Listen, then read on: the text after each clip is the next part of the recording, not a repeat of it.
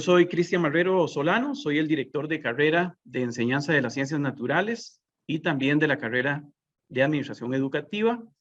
Y hoy fui asignado y me corresponde dirigir y acompañar en esta actividad que hemos organizado desde la Comisión del Bicentenario de la forma más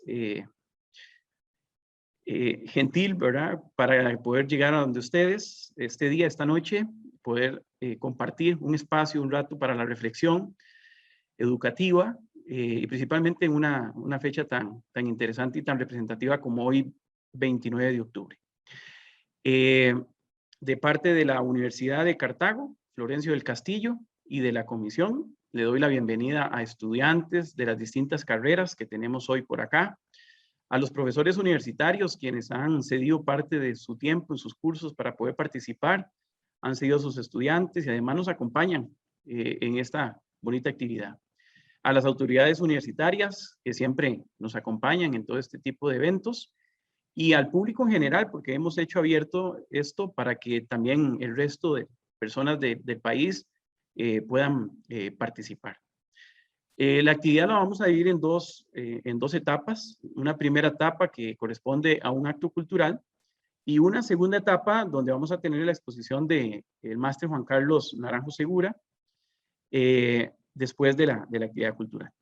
Entonces, iniciemos por acá. Primero, preguntarle al compañero Joan Cordero si se encuentra por acá, que nos va a ayudar en esta actividad para la presentación del acto cultural. Sí, aquí estoy. Perfecto. Entonces vamos a iniciar. Gracias, Joan. Vamos a iniciar el acto cultural a cargo de la Escuela Musical Municipal de Música de Aguacaliente, quienes, sabiendo los grandes retos que tiene la virtualidad, han realizado un esfuerzo enorme, un gran trabajo para poder hacer llegar esta actividad a todos nosotros esta noche, a nuestros hogares o el lugar de estudio que usamos nosotros para estar y para este tipo de actividades. Entonces, ellos nos han hecho un par de actos culturales.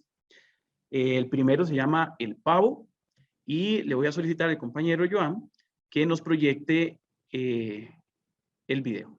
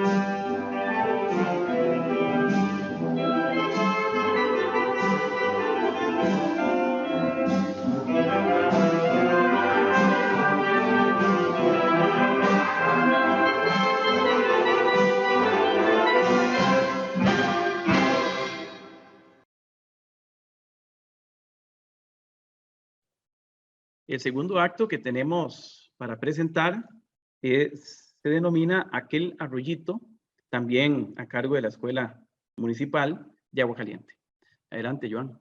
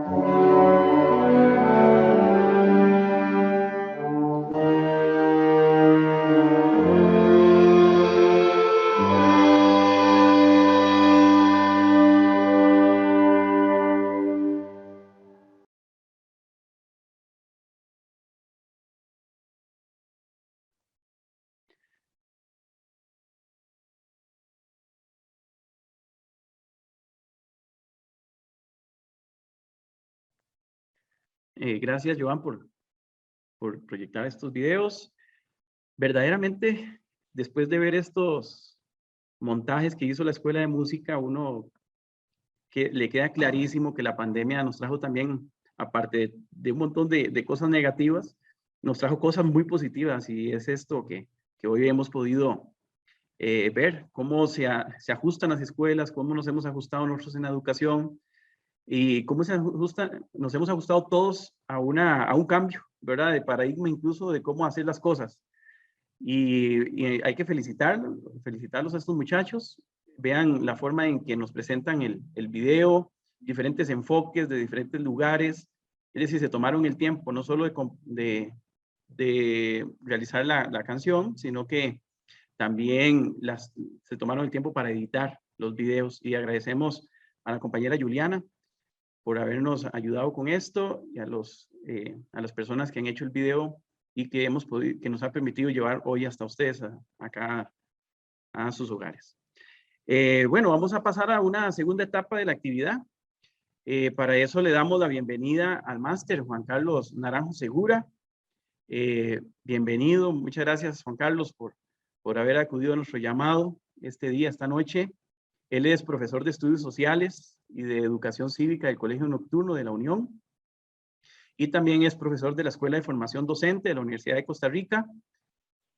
También es coordinador de la Comisión de la Carrera del Bachillerato y la Licenciatura en la Enseñanza de los Estudios Sociales y la Educación Cívica. Ha estado vinculado en investigación, principalmente en didáctica de la disciplina, y es coordinador del proyecto de Enseñarnos.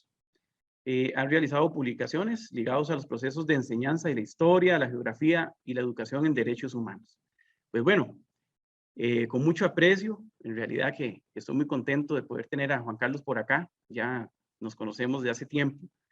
Y el hecho de poderlo tener hoy, poderlo escuchar, poderlo ver y poder que él pueda compartir esas inquietudes que ha venido acumulando durante tantos años en su formación académica, para nosotros es un honor en la universidad poderlo tener por acá. La actividad que la hemos denominado la independencia centroamericana, perspectiva de los desafíos en la actual sociedad costarricense. Entonces, de esa forma, le damos la bienvenida a Juan Carlos. Le damos el micrófono. Primero, recordarles a todos, ¿verdad? Que si quieren hacer comentarios, lo pueden hacer en el chat, por escrito, o al final también le vamos a dar un espacio para que puedan compartir sus dudas y comentarios. Adelante, Juan Carlos. Muchas gracias. Bueno, muy buenas noches, Cristian. Un gusto, el placer es mío, igual de compartir academia, de compartir espacios, ahora desde la virtualidad, como nos decías.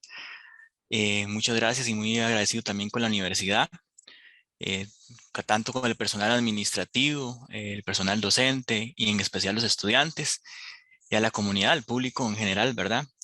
Hoy viernes a las 6:17 exactamente, de un 29 de octubre, como lo decías, en un día muy significativo, muy simbólico, ¿verdad? Hace 200 años podríamos decir que hay una ruptura, un cambio completo que nos trae hasta acá, ¿verdad? Y que definitivamente nos hace reflexionar. Em, pues sí, en efecto, en este momento estoy en horario del colegio nocturno, ¿verdad? Tuvimos que hacer los permisos para poder compartir. em, y pues nada más, aparte del agradecimiento, decirles que como profesor de estudios sociales he querido pues plantear, hacer una exposición tomando en cuenta precisamente que primero no soy historiador, segundo que está traslapado precisamente el tema de lo didáctico, es decir, no vamos a hacer reflexiones solamente del pasado, sino que vamos a utilizar el pasado para comprender nuestro presente y podría ser una proyección del futuro. Como escuchan, muy probablemente ahí sonarán mis hijas, porque como también lo decía Cristian, ¿verdad? Nos ha tocado enfrentarnos a este gran desafío de que estamos ejerciendo nuestra labor, nuestro ejercicio académico, pero desde nuevos espacios. Así que pido de antemano disculpas por cualquier sonido del ambiente. Bueno, permítame compartir. He hecho una pequeña pues presentación precisamente para guiar un poco las ideas en la línea de que hay mucho que decir sobre este tema. Como lo decía Cristian, ¿verdad? Este es el título que hemos en colectivo, porque incluso con Cristian estuvimos, cuando me contactó, estuvimos, ¿verdad? Peloteando qué es lo que se quería de la actividad, y a partir pues de esa conversación, ¿verdad? De ese encuentro, pues vamos a establecer, y básicamente eso es lo que me gustaría. Voy a tratar de hacerlo lo más expedito en mi participación para que lleguemos al final y hagamos un conversatorio. Creo que el conocimiento se construye. eh, Puede ser que sí, que digamos que este servidor tenga un poquito más de expertise por un tema de formación, pero al final cada uno de ustedes, de los que están en sus casas, en la virtualidad, también tiene experiencia sobre estos tipos de temas, ¿verdad? Entonces, al final podemos encontrarnos en una construcción colectiva del tema que les proponemos en esta tarde-noche. Quería hacer una introducción precisamente en dos líneas. Lo primero evoca a un lenguaje conceptual propio de lo que es la disciplina histórica y sobre todo propio de la didáctica de la historia. Es decir, quisiera hacer como una aclaración inicial para que podamos dialogar de una forma más de igualdad. Es decir, muchas veces las barreras del conocimiento se da porque hay conceptos o categorías disciplinarias que tal vez uno no tiene claro. Y lo que ha pasado históricamente, valga la redundancia, con la disciplina de la historia, es que muchas veces nos hemos quedado en lo que no es la historia como construcción del conocimiento. Por ejemplo, hoy estamos celebrando el 29 de octubre, Y el acta, es decir, yo estoy aquí muy cerquita, mi casa está muy cerca del centro de Cartago, entonces evoca, digamos, a un tema de cercanía del espacio, en donde hace exactamente 200 años se dio un hecho que cambia y da un viraje a la historia de Costa Rica. ¿Verdad? Es un acontecimiento en concreto, un acontecimiento específico, y muchas veces nos hemos quedado con esos dos elementos, ¿verdad? Con el hecho concreto, la firma del Acta de la Independencia, y con la fecha, el 29 de octubre de 1821. Si bien es cierto, eso es fundamental en la comprensión de la historia, ¿verdad? No es lo más importante de la historia. Entonces, muchas veces y erradamente desde la escuela, en el colegio, los profes de estudios sociales, tal vez no tanto por error nuestro, sino por la misma comprensión que se ha hecho de la disciplina, nos hemos quedado en el hecho, en la fecha y en el acontecimiento. Entonces se van creando hasta estereotipos, porque a menudo se piensa de que el profesor de estudios sociales es aquel, o el buen profesor de estudios sociales es aquel tipo, aquella docente, ¿verdad? Que tiene una memoria carguísima, que se acuerda de todo y que si va a quien se quiere ser millonario, ¿verdad? Se va a ganar un montón de dinero porque a todo se lo sabe y eso no es cierto, ¿verdad? Porque en realidad la comprensión de la historia es un ejercicio académico, procesual, ¿verdad? Donde los hechos y los acontecimientos como el acta o la firma del acta de independencia hay que comprenderlos en un marco de un proceso, ¿verdad? Que incluso en ese marco de un proceso puede tener una caracterización o una connotación geoespacial.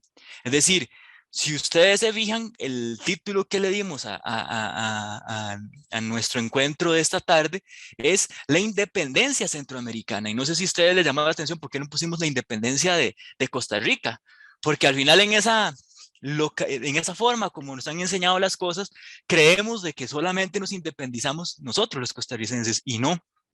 ¿Verdad? La configuración de la historia como un proceso nos lleva a entender que fue un proceso regional. Es decir, en estas fechas, los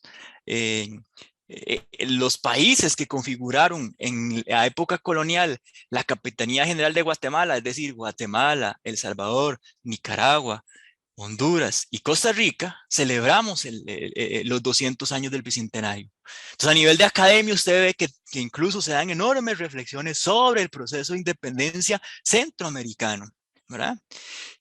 Que tiene esa connotación de lo espacial, que va más allá incluso de lo centroamericano, porque hay que entablar relaciones con México, hay que irnos a España. Es decir, a eso hay una connotación que va más allá de Cartago en 1821, aquel 29 de octubre. Además, quiero hacer alusión a un tema central en la enseñanza de la historia, un tema central en la historia. La historia es, en términos simples, la comprensión del presente, es decir, de 1821 vamos a brincar al 2021, es la comprensión del presente a partir, ¿sí?, de la gran maestra, de la gran escuela que es el pasado. ¿Verdad? Vamos al pasado no para quedarnos en el pasado, vamos al pasado para poder comprender la realidad presente, la sociedad presente, los hechos que estamos viviendo como hombres y como mujeres en este 2021. Y es una vinculación directa con el futuro, es una proyección de ese futuro. Entonces, en esa dinámica de la historia, como comprensión del presente a la luz del pasado para proyectar del futuro, lo que nos interesa es entender que en ese proceso histórico existen cambios, existen rupturas y existen continuidades. Es decir, hay aspectos, como lo veremos a lo largo de la ponencia, que hay aspectos muy parecidos de la Cartago o de la Costa Rica de 1821 que quedan hasta el día de hoy y que probablemente, haciendo la proyección al futuro, serán los grandes retos a poder construir. Entonces, eso es un elemento central de lo que del por qué y cómo vamos a relacionar pasado con presente, ¿verdad? En esta presentación, ¿verdad? Y vean que acá está el uso del pasado para comprender nuestro presente a la luz de estas grandes dos preguntas que tenemos. Eso es básicamente lo que queremos abordar en esta tarde, ¿verdad? ¿Qué papel juega la firma del Acta de la Independencia en la configuración histórica, ¿verdad? Del Estado costarricense? En esa parte lo que haríamos tradicionalmente, es decir, en esa parte sería irnos al pasado, ¿verdad? Pero entonces a partir de ese pasado vamos a iluminar, vamos a tratar de comprender el presente, y por eso vamos a hablar de los desafíos que evocan, ¿verdad?, la celebración de la independencia en nuestro contexto. Entonces acá vamos a irnos al pasado. Vean, lo primero que vamos a tratar de hacer una construcción, ¿verdad?, de cómo era esa sociedad costarricense en 1821, ¿verdad? Y aquí hay toda una discusión entre historiadores precisamente de temas que no pueden ser acabados, que no son acabados históricamente e historiográficamente. Pero en esa tendencia yo me voy a posicionar y los llevo a la reflexión de la comprensión de que la Costa Rica de aquella época, y voy a hacer una aclaración, vamos a hacer alusión a la Costa Rica, sabiendo y entendiendo que en 1821 no existía Costa Rica. Vamos a hacer esa primera aclaración. Es decir, incluso territorialmente, ni siquiera lo que hoy llamamos a nivel de territorio, Costa Rica era igual. En aquel entonces, en 1821, Costa Rica territorialmente, por ejemplo, Nicoya, acuérdense que la anexión del partido de Nicoya lo celebramos, o sea, se da hasta 1825, entonces no había Nicoya. Habían otras zonas, otros territorios que hoy son de Panamá, Bocas del Toro, ¿verdad? Territorialmente ni siquiera eran los mismos. A nivel de gobierno, legislación, no existía Costa Rica. A nivel, algo muy interesante y muy importante, a nivel de identidad, ¿verdad? Probablemente lo que más existían era el sentimiento de identidad hacia las villas, por ejemplo. Los cartagos eran cartagos, los de Heredia, y así sucesivamente. Había un sentido más de pertenencia hacia la ciudad o hacia la villa de su zona. Hablemos de la realidad, vayamos más allá de la historia tradicional. Por ejemplo, los grupos indígenas marginados y excluidos muchas veces en las zonas más recóndita por condiciones climáticas. Siempre hemos hablado de la cordillera de Talamanca, pero también hay otras zonas, ¿verdad?, donde las condiciones de clima les permitió resguardarse a los grupos indígenas y a los grupos esclavos negros, por ejemplo, el Caribe. Por ejemplo, para salir de la cordillera de Talamanca, la zona norte, ¿verdad?, donde van a huir un grupo significativo de indígenas e incluso también de esclavos.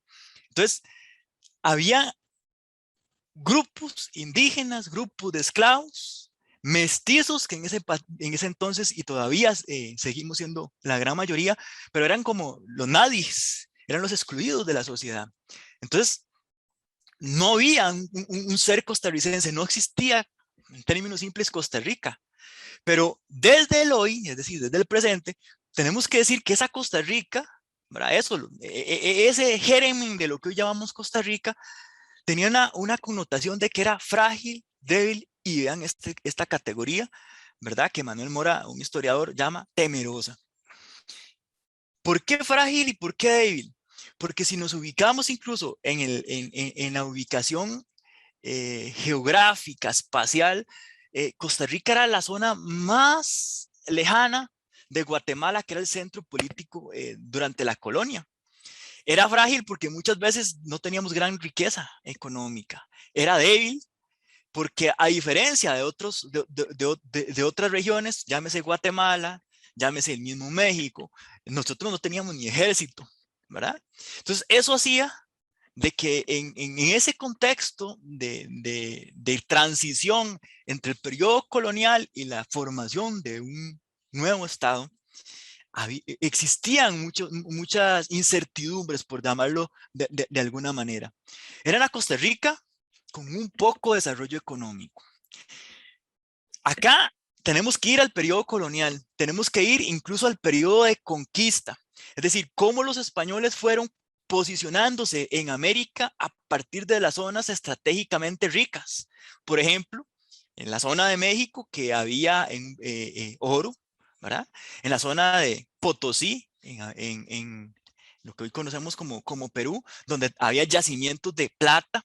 Entonces los españoles van a llegar y van a empezar su proceso de conquista y de control del territorio en América a partir de intereses macroeconómicos.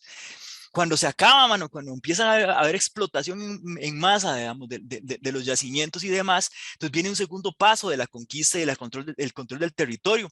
Van a otros recursos naturales. Entonces empiezan a posicionarse por zonas también geográficamente ricas en cuanto a la tierra, el suelo, el clima, porque empiezan a hacer un viraje en la ganadería y la agricultura. Pero además eran zonas donde podían encontrar algo que era muy importante en aquel entonces de la conquista, ya ubicándonos hacia el periodo colonial, que era la presencia de mano de obra, en este caso indígena, ¿verdad? Que va a funcionar como en condición de esclavos. Costa Rica fue como lo último que fue conquistado, literalmente. Porque si ustedes se fijan en ese periodo de conquista, ¿verdad? Costa Rica era un territorio muy pequeño, bueno, Centroamérica y Costa Rica eran territorios muy pequeños, por eso fue lo último de ser controlado en el proceso de conquista. Irónicamente, eso es interesantísimo, fue más fácil controlar los grandes imperios aztecas e incas que controlar los territorios como Costa Rica. En fin, fuimos los más marginados porque no teníamos ni mucha población, tampoco éramos un territorio muy grande y tampoco teníamos gran población, ¿verdad? Y geográficamente, si nos ubicamos, ¿verdad? Estábamos lejos de el virreinato de Nueva España, es decir, de México. Si ustedes lo comparan desde el centro de lo que hoy es México DF a Costa Rica, estábamos en aquel momento que no había ni avión ni nada de eso. Era un distanciamiento que hacía, ¿verdad? Pues difícil ese acceso. No teníamos riqueza en términos simples, no generábamos tanta riqueza para la corona española. Y eso se va a mantener. Sin embargo, quiero decirlo que esto, y quiero aclararlo, que el poco desarrollo económico, vean que hasta este momento lo he vinculado en comparación con México, con Perú, que eran, ¿verdad?, los descendientes territorialmente de los aztecas e incas. Pero eso no niega que sí, en Costa Rica para 1821 existía un grupo en Cartago con mucho, bueno, no con mucho poder, pero sí que generaba riqueza. Y que en otros lugares del territorio hoy costarricense, como en San José, se empieza a gestar un grupo, ¿verdad? Ligado a la producción de tabaco, ¿verdad? Que empieza a acumular riqueza. Quiero decirles que ese grupo, desde la colonia y en este momento de transición entre la colonia y demás, es un grupo que está ligado a la tenencia de la tierra. Quien tiene tierra en Costa Rica va a tener no solamente la tierra, sino tener la riqueza económica y el acceso al poder político y por tanto a la toma de decisiones, ¿verdad? Eran a Costa Rica, ¿sí?, que en comparación con otras ciudades del periodo, digamos, Cartago, tenía un retraso material. Vean algunas cositas, digamos, que lo hablamos, ¿verdad? Aquí no había, había poco desarrollo en sanidad. Por ejemplo, lo más que había era en Cartago una botica, digamos, como una farmacia, con pocos médicos, ¿verdad? No había hospital, no había, ¿verdad? Era como un atraso. Los caminos, la infraestructura era, ¿verdad?, terribles. No teníamos un puerto. Era una Costa Rica, ¿verdad?, con un significativo atraso. Y vean, por eso quería hacer la aclaración del poco desarrollo en esas dos vías. Y había poco desarrollo en comparación con lo demás, pero al interno sí había grandes desigualdades. No solamente, digamos, entre los españoles, peninsulares y criollos, es decir, los que venían propiamente de España y los nacidos ya acá, sino que habían grandes desigualdades por esos grupos, ¿verdad? La base de esa sociedad estaban los grupos indígenas, que eran excluidos, los esclavos, los negros, ¿verdad? Y estaban los mestizos, que aquí hay un detalle interesante, que es único, casi que exclusivo y es llamativo en toda América Latina, en todo ese proceso, que es que el mestizo sí tuvo acceso a tierra, ¿verdad? Entonces, digamos, las autoridades, por no tener tanto control, las autoridades españolas, por esa marginalidad que hablábamos, pues pareciera ser históricamente que no controlaron, ¿verdad? Que ese mestizo tuviera acceso a tierra. El problema es que no fue un acceso a tierra legal, es decir, ellos iban, cortaban, se iban a un bosque, hacían su casita con los árboles que hacían así, pero no tenían títulos de propiedad. Más adelante, cuando viene todo el crecimiento y la producción cafetalera, es donde, ¿verdad?, van estructuralmente a perder esas tierras, ¿verdad? Vean que termino esa parte diciendo que hay una pobreza, pero que no es generalizada. Es decir, sí hay una desigualdad, ¿verdad? Y quiero agregar un detalle más. Quiero decirles que para 1821, a ver, cuando llega el acta de independencia, a mediados de octubre, y cuando hace exactamente 200 años lo que estaba pasando acá en Cartago, en el Cabildo, era un gran pleito, digámoslo en términos populares, un gran pleito, una gran discusión que generó, como en todo proceso humano, que hayan grupos que ganan y otros grupos que pierden. Y los grupos que pierden van a engendrar resentimientos. Y voy a poner grandes resentimientos porque hay que desmitificar la historia, ¿verdad? Y uno de los procesos que quiero desmitificar en este punto es que sí hubo conflicto en el proceso de independencia, ¿verdad? Se los puedo demostrar con dos actos muy sencillos. La guerra de Ochomogo, ¿verdad? En 1823 fue precisamente la concreción de esos grandes resentimientos. Por más de que se dio un acuerdo inicial en diciembre con el famoso Pacto de Concordia, que es la primera constitución política del país, hubo grupos, en este caso los cartagos, que no quedaron satisfechos. Y esos resentimientos los van a llevar a un enfrentamiento, los cartagos contra los josefinos, en Ochomoco, ¿verdad? Y ojo, esos resentimientos no acaban con la guerra de Ochomogo, nos va a llevar años después a otra segunda guerra, la guerra de la Liga. E incluso si yo quiero ahondar todavía más, nada más lo voy a mencionar, ¿verdad? Si lo quiero ligar en el proceso, porque no me estoy quedando en el acontecimiento, estoy explicando el proceso, tendría que ir más allá, ¿verdad? Y entender cómo durante, por ejemplo, entre los años 1840, 50 y 60, hubo un periodo de una enorme inestabilidad política. Constantes golpes de estados, venían y iban presidentes. ¿Por qué? Porque por más que había una élite que gobernaba, esa élite no era homogénea, era heterogénea, era desigual. Y entonces había constantes golpes de estado porque habían grandes resentimientos. Es decir, sobre algo que vamos a hablar ahorita, eso del discurso de la Costa Rica pacífica es una construcción más que una realidad histórica. Entonces, vamos a algo que me interesa, cómo entender lo de la independencia. Y aquí aclaro, nosotros celebramos hoy la independencia propiamente. La 1829 en Cartago se firma la primera acta de independencia. Entonces a eso es lo que estamos celebrando. Aquí estoy haciendo alusión a esto. ¿Qué pasa en Cartago en 1821, el 29 de octubre? Bueno, un encontronazo entre dos grupos que están ahí. Ojo, son dos grupos de élite de poder. Desmitifiquemos también que ahí había representación de los pueblos, ahí no hubo representación de grupos indígenas, no hubo representación de mestizos, era representación de una élite. Y esa élite está representada en grupos de la iglesia que en la época colonial ejercían un gran poder sobre la sociedad, ¿verdad? Los descendientes de españoles, que obviamente eran los que tenían el control, ¿verdad? Político, económico, etcétera, etcétera, etcétera, etcétera.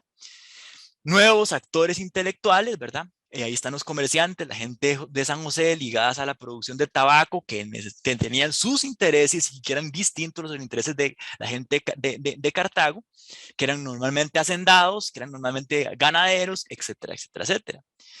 Entonces hay un contronazo entre esos actores sociales. La historia es así, ¿verdad? La historia está hecha por grupos que son históricamente excluidos y grupos que son los que tienen el control político, normalmente económico, etcétera, etcétera, etcétera. Y entre esos grupos hay tensiones porque cada grupo va a jalar para sus propios intereses y va a jalar para sus propios sacos. Entonces, lo que realmente sucedió el 29 de octubre, ¿verdad? Tras el telón de la firma del Acta de Independencia, fue un escenario de lucha, de tensión, de conflicto y de toma de decisiones, ¿verdad? ¿Cuáles eran las dos tendencias que habían en ese momento? Bueno, una que estaba por ahí: no nos independicemos, nos quedemos queditos, ¿verdad? Que no tenemos ejércitos y esta gente nos invade, ¿verdad? Le hemos llamado conservadores. Ese grupo empieza así. Yo me imagino aquel escenario, ¿verdad? Ese grupo defendiendo, etcétera, etcétera. No hagamos nada más de lo que ya, quedémonos quietitos, vean, etcétera, etcétera, etcétera. Y estos nuevos actores, los intelectuales, los comerciantes, la gente de San José empieza a decir: no, tenemos que independizarnos, tenemos que buscar, bla, bla, bla. A ese segundo grupo lo hemos llamado los liberales históricamente, ¿verdad? Esa pugna entre conservadores y liberales con nombres y apellidos muy concretos, representantes a ambos grupos, llevó a que para que hoy celebremos la firma del Acta de Independencia se llegaran a acuerdos donde un grupo se va a imponer sobre otro grupo. En un principio, el 29 de octubre, ganan los cartagos, ¿verdad? Pero hacen como un equilibrio, porque si ustedes leen bien el Acta de la Independencia, lo que se dice es que se independizan del Imperio Español, pero deciden unirse al Imperio de Iturbide. Entonces era como esa incertidumbre, esos miedos que quedan en esa acta. Léanla, revísenla y se van a dar cuenta que es como una independencia a medias. La verdadera independencia se va a dar con lo que les decía en un acto, el Pacto de Concordia, ¿verdad? Donde ahí, vean que en la del 29, en la que hoy celebramos, se imponen los cartagos. En la de diciembre, el Pacto de Concordia, se imponen los de San José, porque ahí sí se decide la independencia absoluta y se ponen una serie de normas como cómo iba a ser el gobierno, quiénes iban a ser entendidos por ciudadanos, etcétera, etcétera, etcétera, etcétera. Entonces vean que tras la decisión, esa vaina perdón que le utilice un término y una jerga más popular para que nos entendamos. Esa vaina fue como que cuando ya firman el Acta de Independencia, a ese grupo que está ahí se le da una papa caliente que probablemente algunos sí entendían lo que estaba pasando y otros no, como muchas veces nos pasa hoy en el momento. Y habían enormes desafíos. Yo les pongo algunos. ¿Qué grupo va a gobernar? ¿Va que hay actores viejos y actores nuevos? Ahora sí, antes dependíamos económicamente de España, ¿ahora qué? ¿Qué hacemos económicamente? ¿Quién nos va a mantener? Esa vaina, para que ustedes me lo entiendan, eran como cuando uno de chamaquillo, adolescente, quiere irse de la casa. Entonces uno hace todo el berrinche, se va a la casa, pero cuando ya está fuera de la casa, a ver si quién lo mantiene. Tal vez uno toma la decisión de irse de la casa con un trabajito medio malito, un salario medio bajo. Ahora sí, ¿quién me mantiene? Económicamente, ¿cómo hacemos? Y todavía no teníamos un gran desarrollo, ¿verdad? Y un tema vital que les decía, la seguridad externa e interna, es decir, si alguien nos invade, como pasó, ¿quién nos defiende? Entonces, detrás de eso, el gran desafío es la formación del Estado-Nación. Vean eso, final grande, la formación del Estado-Nación, porque al puro final les voy a decir para mí cuál es el gran desafío que tenemos hoy.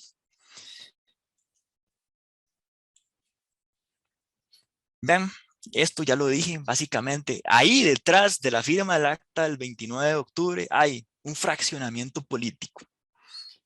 Me lo voy a decir de una vez. No lo tengo, lo iba a poner. Tal vez Cristian me haces el favor, si lo encuentra, lo ponemos ahora más tarde. Quiero que vean la cantidad de partidos políticos que están inscritos en este momento para las elecciones del próximo año, para que vean que hay una continuidad en la historia. Es decir, tenemos un fraccionamiento político. Hoy tenemos un fraccionamiento político.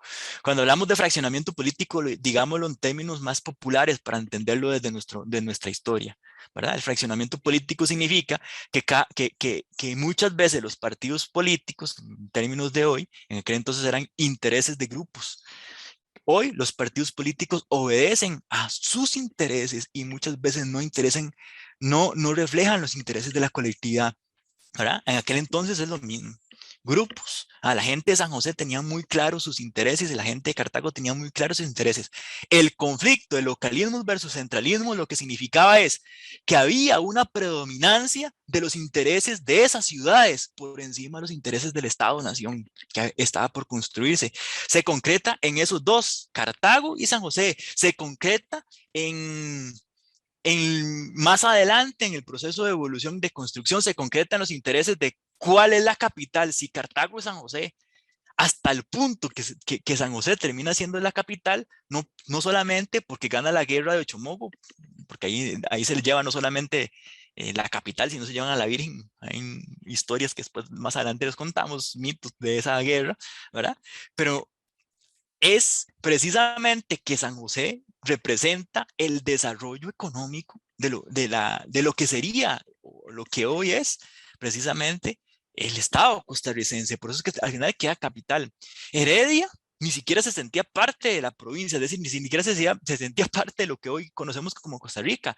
Regiones marginales, ya les hablé, que esas regiones marginales, como por ejemplo lo que hoy conocemos, ¿verdad? Punta Arenas, lo que hoy llamamos como Guanacaste, la zona norte, que era marginal, la zona Caribe, ¿verdad? Que increíblemente era una selva en ese entonces, eran zonas marginales, pero con grupos. Entonces va a ser no solamente la región marginal como espacio geográfico, sino el grupo que se posiciona ahí, ¿verdad? Y la construcción del ser costarricense, es decir, a eso que les decía hace un rato, había que inventar, había que construir quién iba a ser el costarricense, ¿verdad? Entonces, esos procesos, ¿verdad? Son diversos. El gran reto que le lancé en aquel instante, digamos, que inicia a partir del proceso de independencia, pasa por la configuración de pasar de ser habitantes, pobladores de un territorio a ser ciudadanos de un estado, ¿verdad? Configurar qué era los límites, el territorio como tal. ¿Ah? Y el gobierno, como les decía hace un rato, ¿y quién iba a mandar, verdad? Entonces, historiadores como Calderón menciona, ¿verdad? Que son procesos sociales, no son procesos única y exclusivamente de las élites. Al final, por ejemplo, el ser costarricense se construye en algún momento bajo un imaginario que excluye grupos, pero esas exclusiones de grupos en esa evolución histórica, porque no está acabada, seguimos construyéndola, ¿verdad? Por eso los retos, a vincular esto en el presente significa entender los retos de hoy. ¿Ah? Hay grupos que siguen presionando, que siguen diciéndonos, vea, fuimos históricamente excluidos, somos históricamente excluidos, etcétera, etcétera, etcétera, etcétera. Esa es la historia desde abajo, esa es la historia contada no desde los grandes actores, esa es la historia contada por los pueblos, por las culturas, por los grupos excluidos, marginados. O sea, la construcción del Estado Nacional no lo hace un presidente, lo hacemos los pueblos, ¿verdad? Es fruto de actores sociales y no de grandes personajes, ¿verdad? Vean que hasta este momento no he mencionado ni un solo presidente y usted me puede decir, pero ¿cómo está este proceso de estudios sociales y no se sabe? Porque no se trata de entender la historia de esos personajes, se trata de entender la configuración de lo que hoy llamamos Costa Rica a partir de los actores sociales en colectivo, ¿verdad? Es un ordenamiento jurídico de procesos sociales, de luchas, ¿verdad?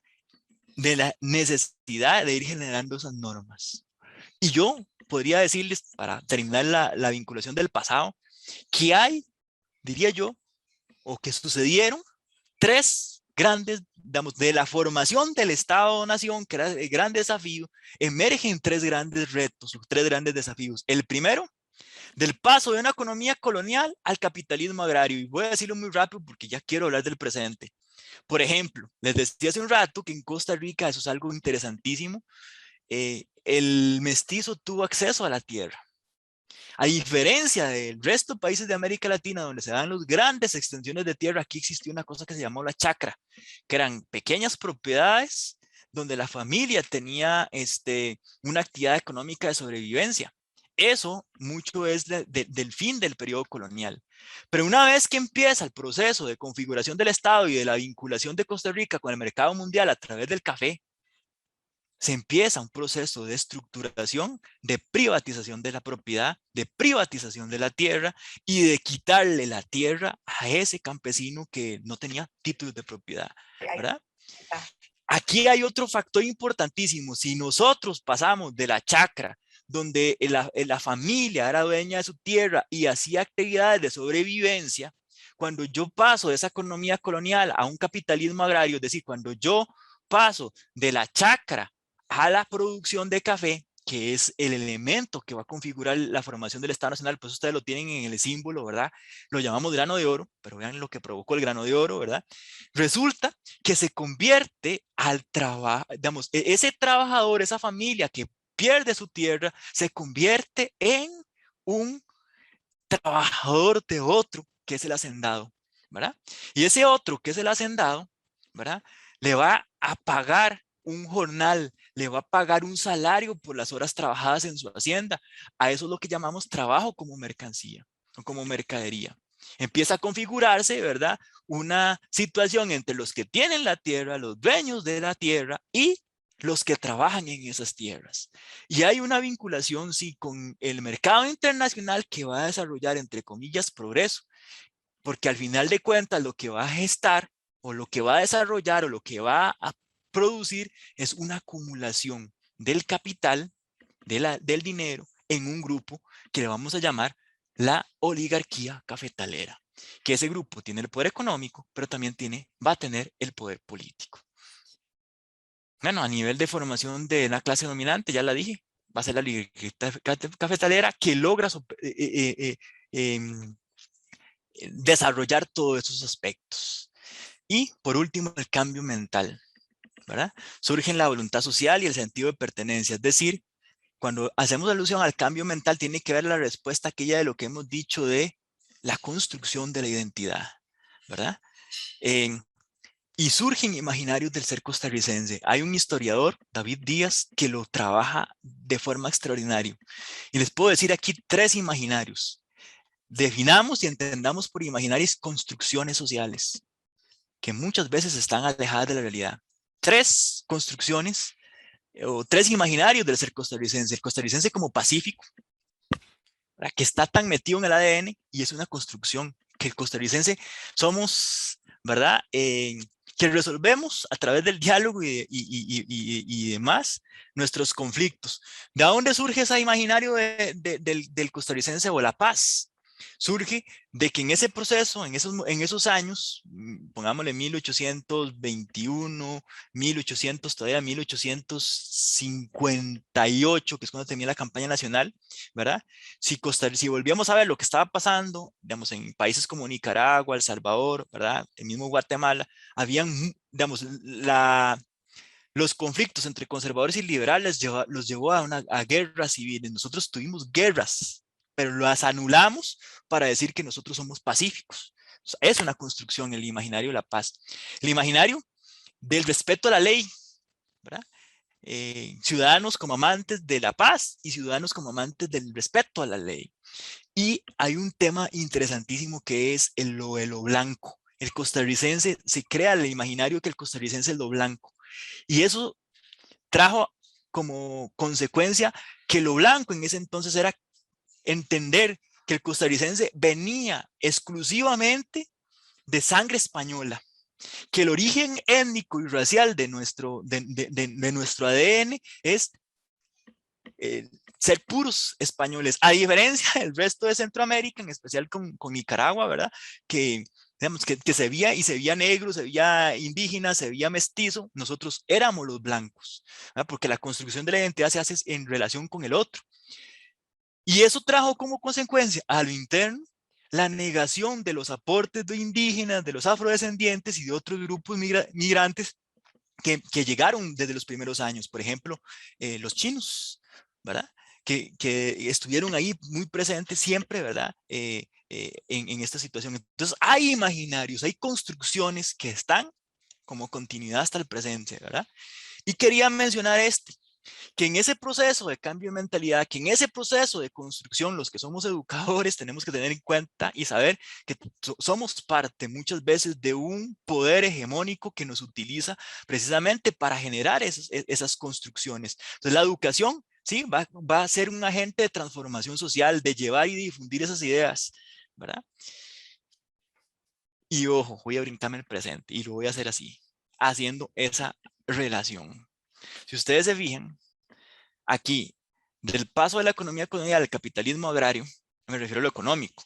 De la formación de la clase dominante tiene que ver con lo político, y esto del cambio mental tiene que ver con lo social. Hablar de la Costa Rica de hoy, de los desafíos del presente, y tengo que hacerlo muy parecido a ese pasado.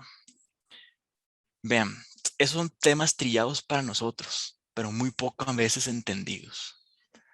Por ejemplo, nada más uno de los grandes problemas que tenemos a nivel económico es el gran problema del déficit fiscal, ¿verdad? Y el endeudamiento del país. Si yo hago relación pasado-presente o utilizo el pasado para entender mi presente, lo primero que tendría que decir es que sí, la Costa Rica, la economía del hoy sigue siendo muy parecida a la Costa Rica que les expuse de 1821, porque es una economía que tiene la misma composición. Vean que yo les dije, cuando hablábamos de 1821 y la economía, yo les exponía que en relación con México y Perú, que era, ¿verdad?, donde había grandes metales, donde había mucha población indígena, Costa Rica tenía poco desarrollo económico. En el presente es lo mismo. Si nosotros hacemos comparación con nuestra economía, es una economía, ¿verdad? En este momento, el 2021, es una economía atrasada, ¿verdad? Pero, ojo, y esto hay que matizarlo, pero al igual que en 1821, yo no puedo decir que Costa Rica, que todos eran pobres, porque como se los dije hace un rato, había riqueza, había un grupo, normalmente en un ligamen hereditario de españoles, con herencia español, que sí tenía riqueza y que sí había acumulado riqueza. Quiero decirles que en esta encrucijada de hablar de déficit fiscal, de endeudamiento del país, etcétera, etcétera, etcétera, etcétera, quiero decirle que en los últimos 20 años en Costa Rica, es decir, tenemos un desarrollo económico, ¿verdad? Que sí tenemos enormes exportaciones del país, que el país exporta mucho, que hay generación de riqueza. El tema es que la riqueza que se genera en el país no es una riqueza para el país. Es decir, es una riqueza que, al igual que el pasado, está y va direccionado a ciertos sectores, a ciertos grupos, que pueden ser, a diferencia del pasado, ubicados a nivel nacional, es decir, personas, familias, grupos que le podemos poner nombres y apellidos, que no lo vamos a hacer por un tema ético, no me hagan decir nombres y familias y apellidos, ¿verdad? Porque sí los podemos decir, pero también en una lógica que es distinta, que lo veremos ahorita, en un mundo globalizado, también hay riqueza que se escapa del territorio, que va a grandes transnacionales, ¿verdad? Es decir, hay déficit fiscal, hay endeudamiento, pero tenemos que decir que en este país, hoy en el 2021, tal y cual en el pasado, se genera riqueza, hay desarrollo, hay generación de riqueza.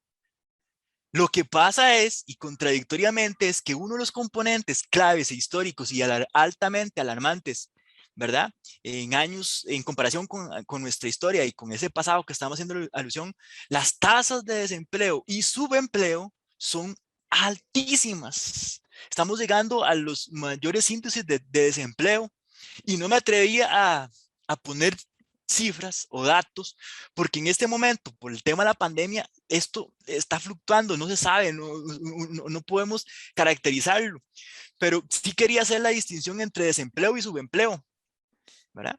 Y espero no herir susceptibilidad. Les voy a poner un ejemplo de subempleo. Ahora, a la luz de todo este tema de la pandemia, han surgido nuevas formas de trabajo. Todas las personas que trabajan en estas aplicaciones, ¿cómo se llama? Didi, ¿cómo se llaman estos? Los que andan haciendo mensajería, todo este tipo. ¿Qué es el subempleo?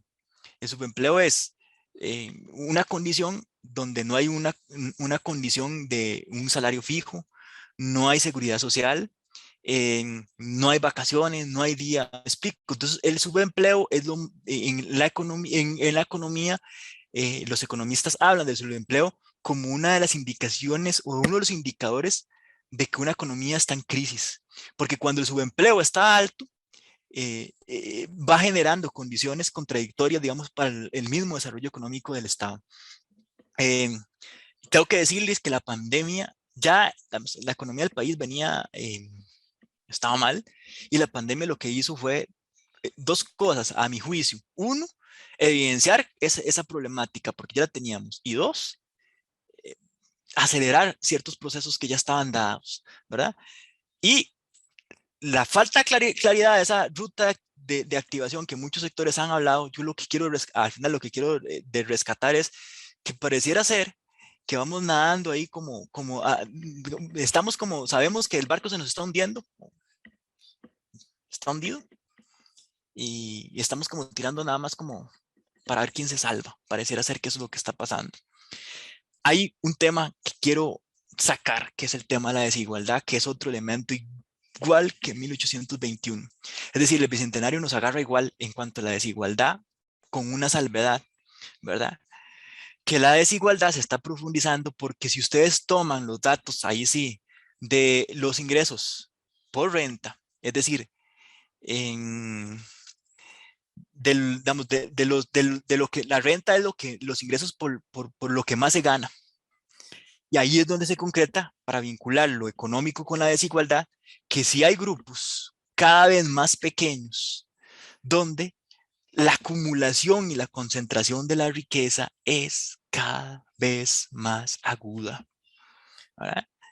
Versus los ingresos cada vez más estables, cada vez más a la baja de lo que vamos a llamar la clase o el sector trabajador, ¿verdad?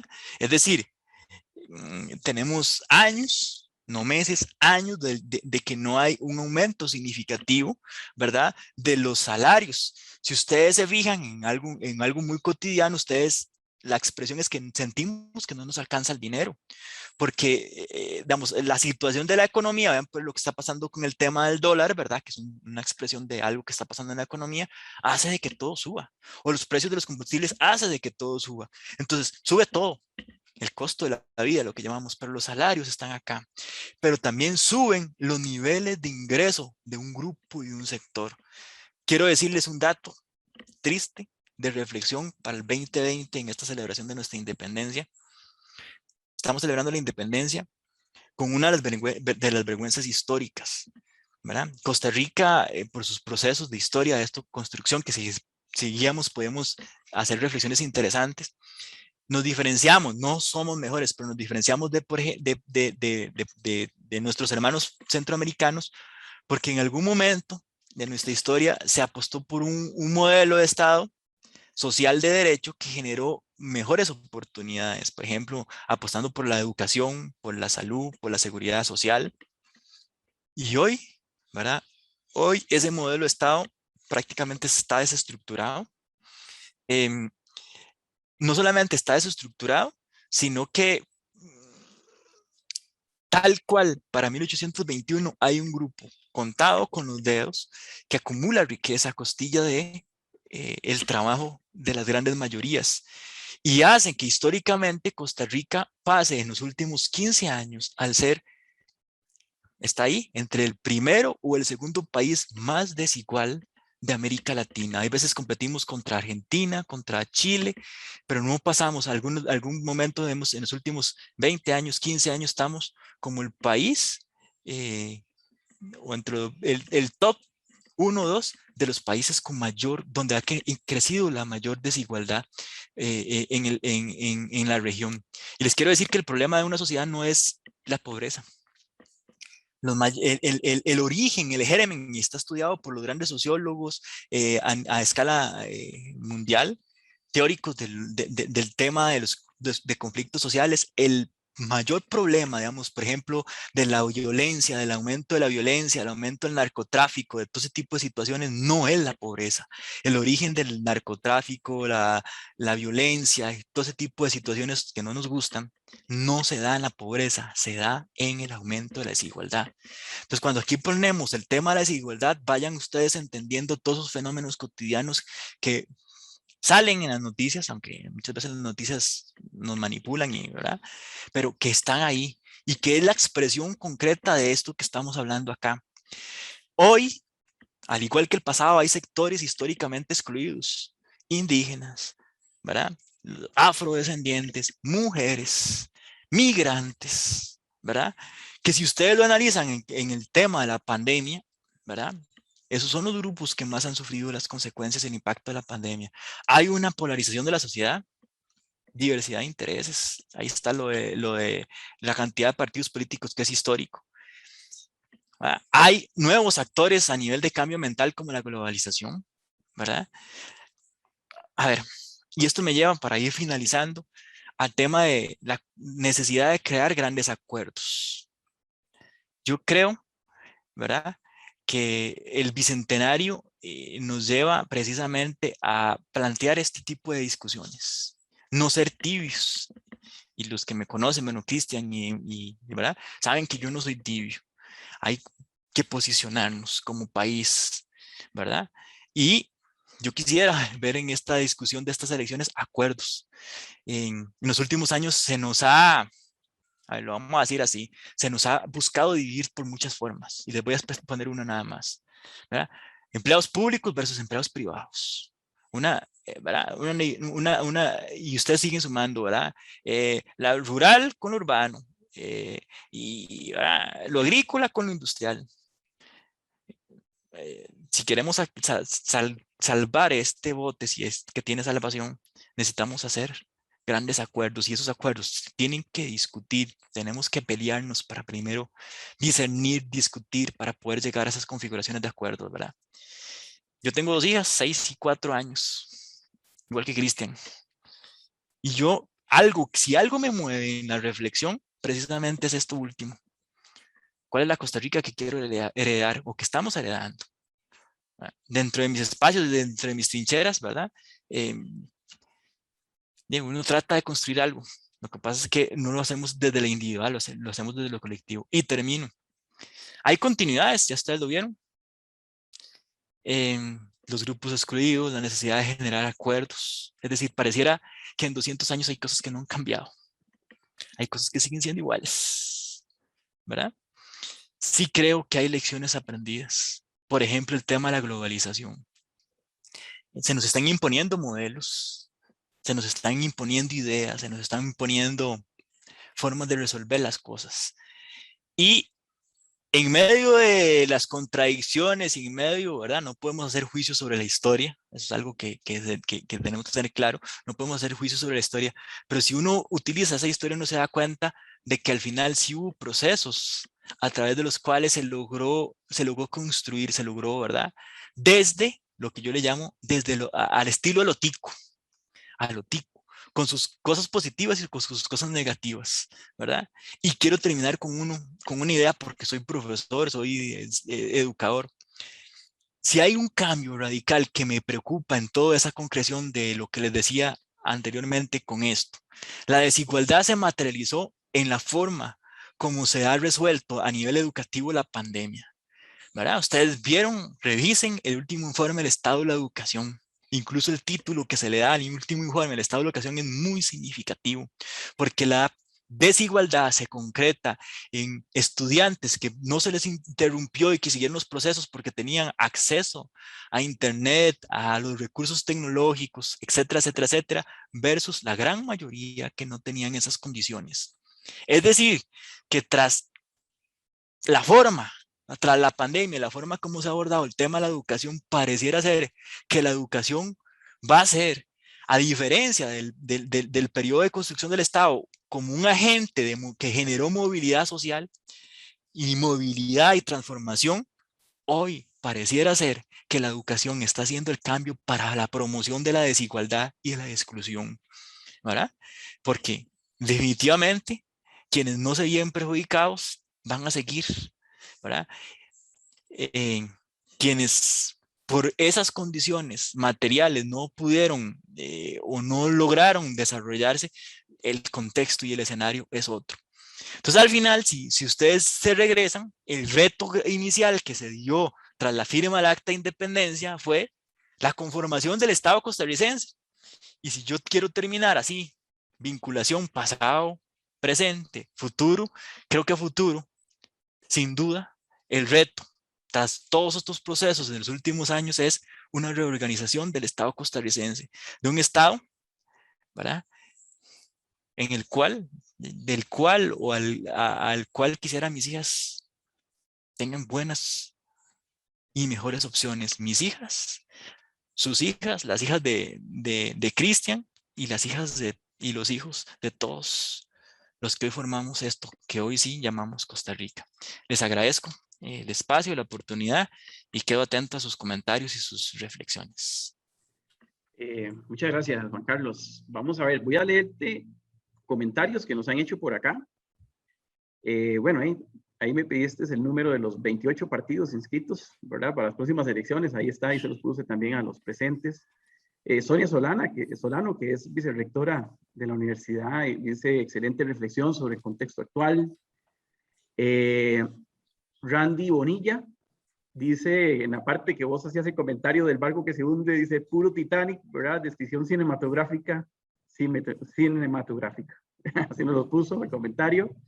Juliana nos dice también ahí que, recordándonos que tenemos que llenar el formulario, ¿verdad?, de participación que aparece en el chat, para que los presentes, por favor, nos ayuden con eso.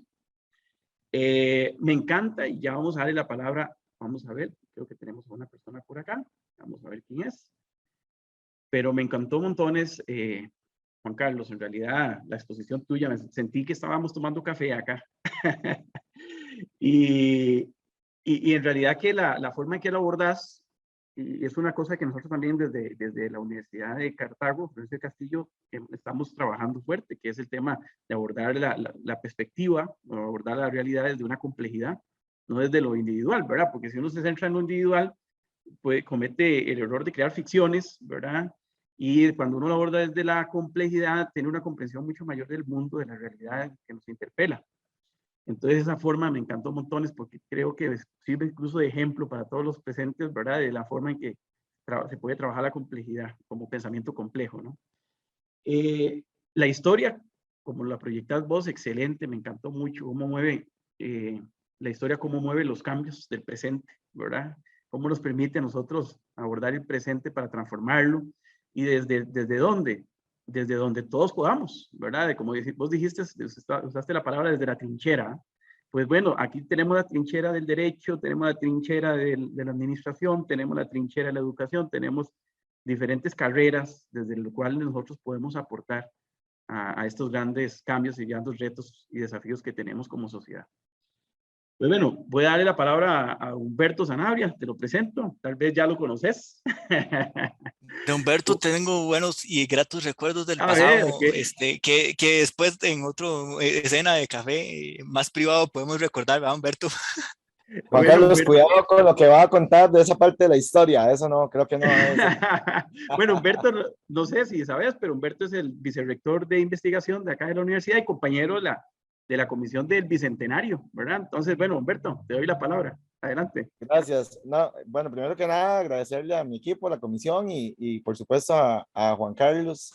Qué gusto volverte a ver, Juan Carlos, en este ámbito y bueno, me sorprendió muchísimo porque no sabía que eras vos el que venía, ¿verdad? Don Cristian nos dijo que era un invitado muy especial y con la capacidad, bueno, que has demostrado ahorita y me gusta mucho el punto en que nos pones a reflexionar, Juan Carlos, porque en algún momento, en el contexto que usted y yo nos conocimos, éramos los espectadores, ¿no? De lo que sucedía y teníamos acceso a lo que nos contaban de la historia, que muchas cosas de lo que hoy has dicho nos las han ocultado por mucho tiempo, ¿verdad? No se habla tan real o no lo invitan a uno a hacer esa reflexión. Creo que eran otros tiempos, finales de los 90s. Entonces, la verdad estaba en la boca de los profesores, Cristian y demás compañeros, y no era esa dinámica que tiene hoy en día la educación, de reflexión, acción, de poder cuestionar lo que se nos dice, lo que nos cuentan y quedarnos, creo que lo hemos visto en varias charlas que desarrollamos durante los 2 meses, septiembre y octubre, quedarnos con la parte de la historia que nos cuentan. Creo que ese es el sinsabor y es el único detalle que tiene de la etapa educativa que tuvimos algunos en el colegio, que era tener acceso solo a lo que nos cuentan, ¿verdad? Hoy en día con las TICs, tecnologías de la comunicación, creo que podríamos nosotros accesar a otra información que es muy delicada en la serie de charlas que hemos recibido acá. Creo que se ha visto ese granito donde vamos a ver, esta es la parte que se contaba, pero también está esta situación, hagamos una reflexión. Pero como lo aterrizó Juan Carlos, que como digo, me complace muchísimo porque es alguien que estimo muchísimo, fuimos compañeros en el colegio y uno no se imagina que la vida nos va a hacer trascender y encontrarnos hoy en otro lugar. De Juan Carlos, tengo que decirlo, 25 años después, ¿verdad? Qué tirada con eso. No digas Pero, esos datos son los que no se dicen. pero precisamente, bueno, para cambiar un poco de eso que sucedía, ¿verdad? Somos educadores, creo que de otro perfil, ¿verdad? Donde nos gusta el estudiante crítico, el estudiante investigador, el estudiante que cuestiona lo que le decimos, el estudiante que demuestra con hechos, con estadísticas, con resultados, con conclusiones de trabajos serios, y no aquel estudiante de ese entonces donde solo lo que nos decían y había que recitar literalmente eso en el mismo examen, porque si no lo decías igual como te lo contaban, la respuesta estaba mala, ¿verdad? Esa situación uno la vivió, entonces ser parte del cambio me complace muchísimo, Juan Carlos.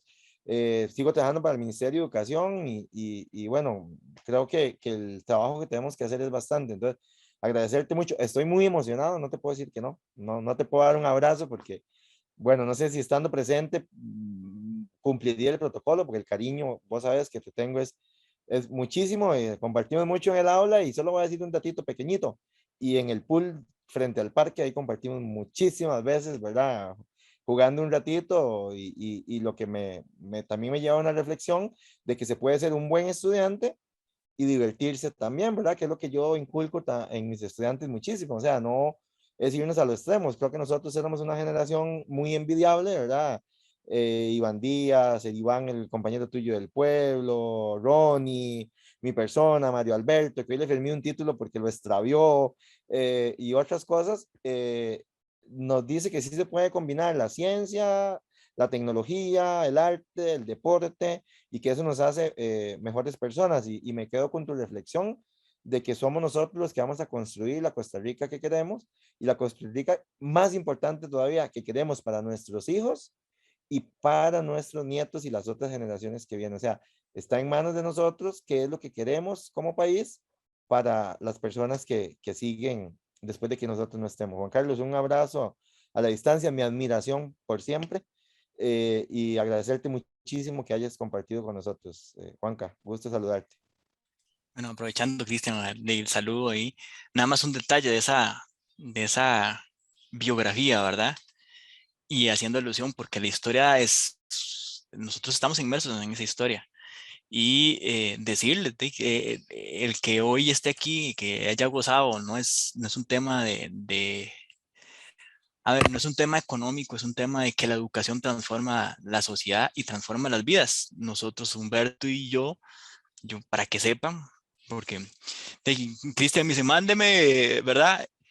Pero para ser honesto, si tenía que presentarme como es y aprovechándome del cariño, igual Humberto, ahí te mando, te devuelvo el abrazo y habrá momentos donde nos reencontremos sin protocolos, pero este servidor es hijo de un peón agrícola, egresado de un colegio nocturno y sin ese modelo de Estado social de derecho que hacía mención, probablemente hoy no estaría acá contando ni compartiendo con ustedes. Por eso es que cuando yo les posiciono las transformaciones y las continuidades, los cambios y las rupturas y los retos, los desafíos que tenemos hoy, es porque a mí me duele ver cómo en efecto estamos, y no nos damos cuenta muchas veces, estamos perdiendo lo bueno que logró transformar vidas como las de Humberto y como las de este servidor. Perfecto. Bueno, tenemos 2 personas también más para conversar, nada más que voy a leer antes los mensajitos que tenemos por ahí. María nos dice algo que vos hacías alusión al inicio. Cuando celebramos la independencia me llama la atención cómo dejamos de lado mucho la parte de Limón, por ejemplo, el traje típico o la música, es más enfocado a la guanacasteco. Entonces es muy clara la construcción desde la desigualdad o de sus cuantos, ¿ok? Y es una realidad constante en nuestro país. Fabián Valverde le contesta, hoy día existe mucho grupo de folclore que intenta recatar esa idiosincrasia limonense. Y voy a darle la palabra a primero a Sonia y luego a José, que han levantado la mano. Te comento, Sonia Solano es la vicerrectora académica de la universidad y bueno, le damos la bienvenida. Adelante, Sonia. Muy buenas noches, muy satisfecha, muy agradecida con la participación del compañero, del colega educador. Me deja una tarea y nos deja, creo que a todos, una tarea como ciudadanos, y es que cuando habla de la historia no nombró personajes, sino habló de que las decisiones iban acompañadas de el trabajo de un pueblo, de la opinión de un pueblo.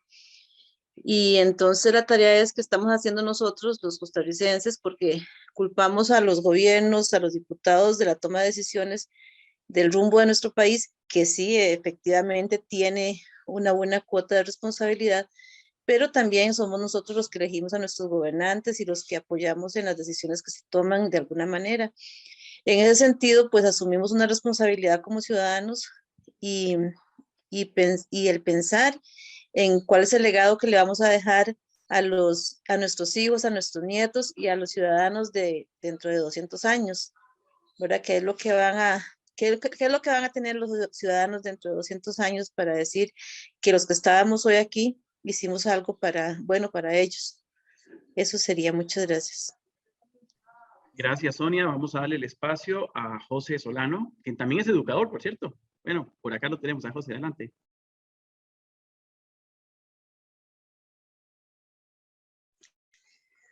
Bueno, hola, hola Juanca, a Saludos, Cristian, José.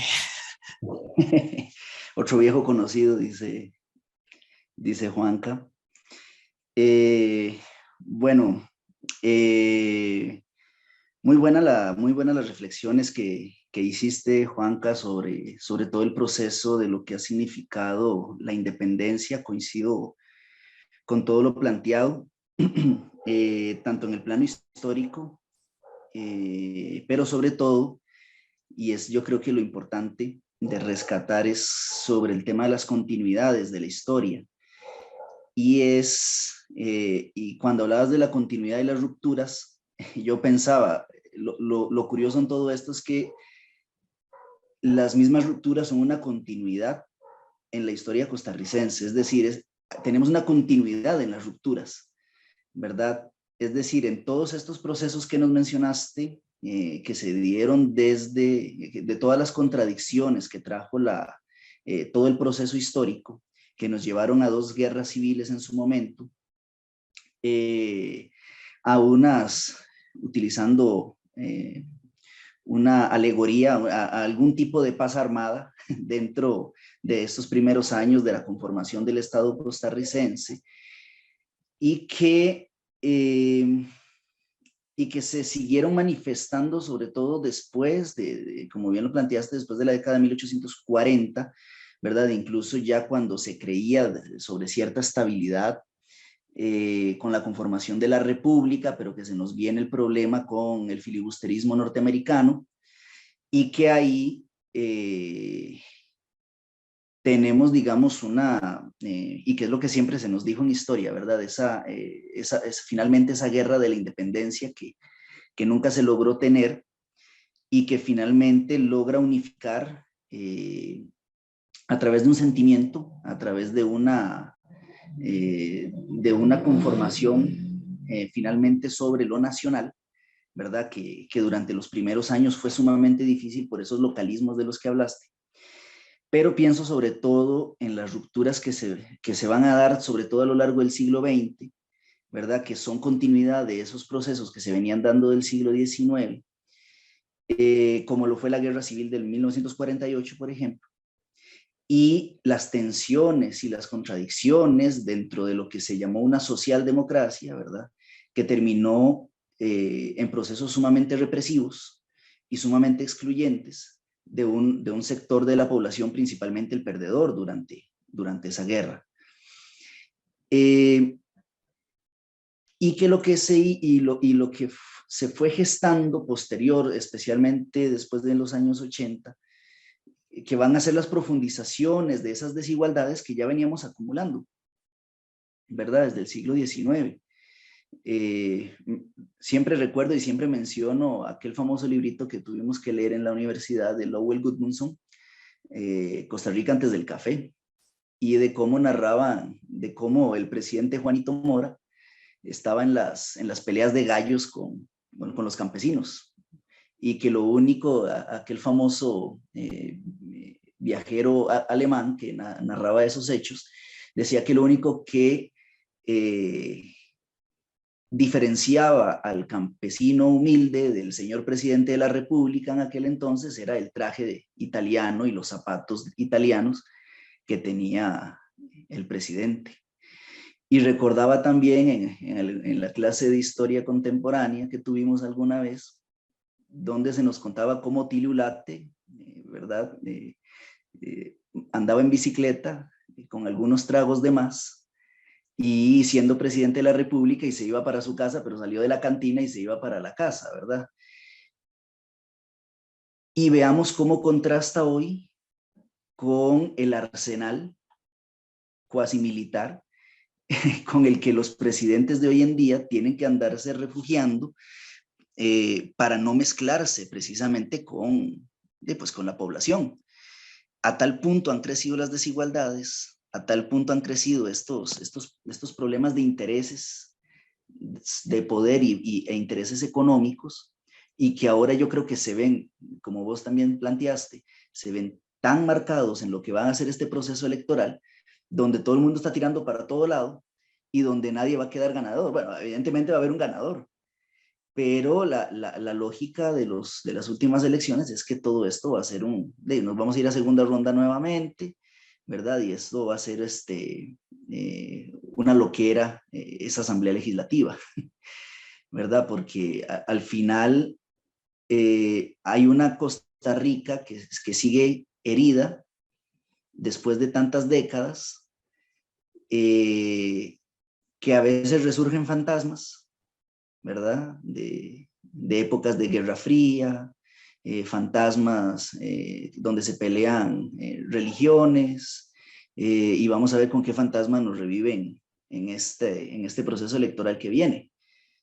Pero siento que todas esas rupturas digamos, que generó el proceso independentista, 200 años después, sigue siendo una gran continuidad, ¿verdad? Sigue siendo un gran desafío de cómo hermanar, si quizás sea la palabra, de cómo llegar a acuerdos. Eso es como vos lo planteaste. Costa Rica no está lista.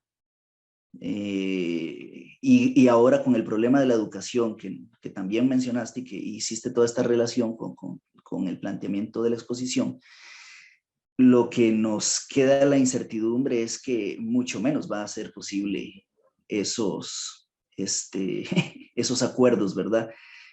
Para el futuro. Yo creo que estas divisiones de las que hablaste, sector público, sector privado, lo rural, lo urbano, lo industrial, lo agrícola, lo evangélico, lo católico, es decir, hay una segregación muy grande en Costa Rica y no hay puntos intermedios sobre los cuales podamos llegar a un mínimo. Entonces, bueno, excelente, felicitarte y como siempre un gran expositor. Ok, vamos. Voy a leerte, Juan. Muchas gracias, José. Vamos a leer un par de comentarios que tenemos por acá y te doy el cierre porque ya los estudiantes nuestros van para un curso a las 7:30. Dice, para reflexionar... Y yo tengo consejo. Y vos tenés consejo de profesores. Ok, dice ahí, para reflexionar el comentario de doña Sonia, ¿cómo aportar para hacer una Costa Rica mejor? Dice, bueno, desde un iPhone, no aparece el nombre. Dice Carol Mora, Estoy en total acuerdo cuando mencionas que el problema de una sociedad no es la pobreza, sino la desigualdad. Es triste saber que actualmente los que más necesitan es quienes más les cuesta el acceso a la educación, al empleo, al desarrollo. He reflexionado, gracias por la invitación. Lo felicito, Juan Carlos. Captó por completo mi atención, dice por ahí. Muchas gracias, Juan Carlos. De parte de la Universidad de Cartago, te agradecemos montones esta participación el día de hoy. Te damos el espacio para el cierre. Bueno, agradecido yo más por la invitación, por la oportunidad de construir. Y sí quisiera hacer como una reflexión final a la luz de la pregunta que nos hacían, porque en el fondo esta última pregunta sobre, ¿verdad? ¿Cómo aportar para hacer una Costa Rica mejor? Porque pensé que iba a surgir tal vez como elemento, era lo que andaba induciendo en la reflexión, y que dicha que al final surgió, y con eso quiero cerrar. Lo primero que quisiera decir es que no hay una receta, pero sí hay que tener un posicionamiento. Hay que posicionarse sobre esta realidad. Lo que pasa es que uno no puede posicionarse sobre algo que no entiende, sobre algo que no conoce, sobre algo que simple y sencillamente reproduce porque los medios de comunicación te lo dicen, te lo externan, pero no porque realmente estás comprendiendo lo que eso significa. Entonces creo que el primer paso es eso, hacer un proceso de reflexión seria. Nos estamos jugando, haciendo alusión a las próximas elecciones, nos estamos jugando unas elecciones que son históricas por los desafíos históricos que tenemos. Un segundo elemento, lo decía doña Sonia, ¿verdad? Yo me voy a ir por ahí. Lo primero alude al pensamiento crítico, a una reflexión crítica sobre la realidad vivida. Pero el pensamiento crítico no solamente está ligado a eso, a cuestionarlo todo, ¿no? Eso es una parte del pensamiento crítico. El pensamiento crítico te lleva a la acción, te lleva a proponer soluciones, te lleva a la actividad, no al discurso, a meterse ahí en la solución de los problemas cotidianos, diarios, como decía doña Sonia. No se trata de esperar que otros nos resuelvan lo que yo puedo resolver desde mi casa, desde mi cotidianidad, desde mis trincheras, como les decía. Y termino con una frase que hago mío sobre lo mismo, el posicionamiento. Yo soy educador, entonces esa es mi trinchera. Entonces, como decía Pablo Freire, yo no voy a dar la educación que va a cambiar el mundo, sino yo voy a cambiar con los educadores el mundo. Así que muy buenas noches, muy agradecido y feliz fin de semana. Bueno, de esta forma cerramos. Muchas gracias a todos los que han participado. Que pasen todos muy buenas noches. Hasta luego.